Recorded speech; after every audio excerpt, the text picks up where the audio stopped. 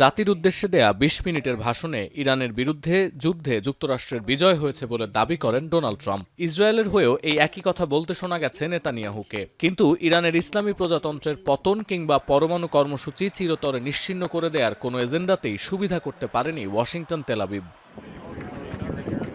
আপাতদৃষ্টিতে বিচার করলে জনসংখ্যা, সামরিক শক্তি এবং অর্থনীতির দিক থেকে যুক্তরাষ্ট্র ইরানের তুলনায় অনেক এগিয়ে।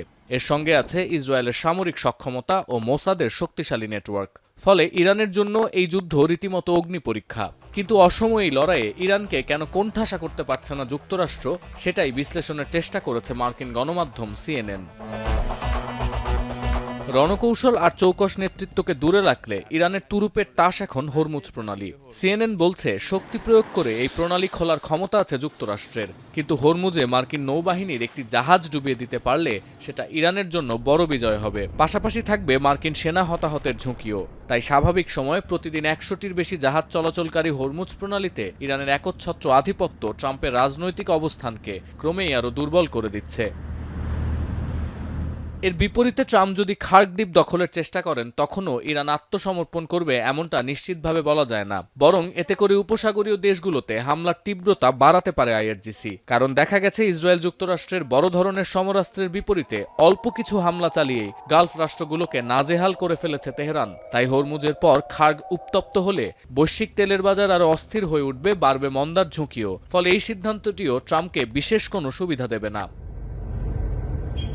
বারবার ইরানকে আলোচনার টেবিলে ডেকে অতর্কিতে হামলার কৌশল ব্যবহার করেছেন ট্রাম্প। ফলে যুদ্ধবন্ধে কূটনৈতিক সীমাবদ্ধতাও ভোগাচ্ছে ওয়াশিংটনকে। তেহরান সাফ জানিয়ে দিয়েছে ট্রাম্পের ফাঁদে আর পা দেবে না।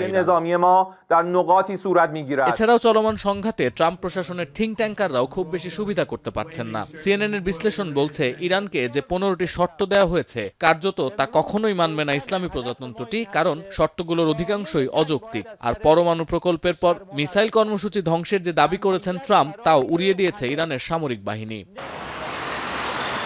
সিএনএন এর প্রতিবেদনে আরও ব্যাখ্যা করা হয়েছে যুদ্ধের কৌশলগত ট্রাম্প কার্ডও এখন ইরানের হাতে। প্রচণ্ড আক্রমণ সহ্য করে টিকে থাকায় প্রতিদিনই একটু একটু করে যুদ্ধের নিয়ন্ত্রণ নিচ্ছে তেহরান। যুক্তরাষ্ট্রকে সমঝোতায় বাধ্য করতে ওয়াশিংটনের মিত্রদের কড়াভাবেই আঘাত করছে বিপ্লবী গার্ড কর্পস। ফলে যুদ্ধবন্ধের আলোচনার প্রেক্ষাপটও তৈরি হয়েছে তেহরানের দূরদর্শিতার কারণে, যেখানে ব্যাকফুটে ট্রাম্প প্রশাসন।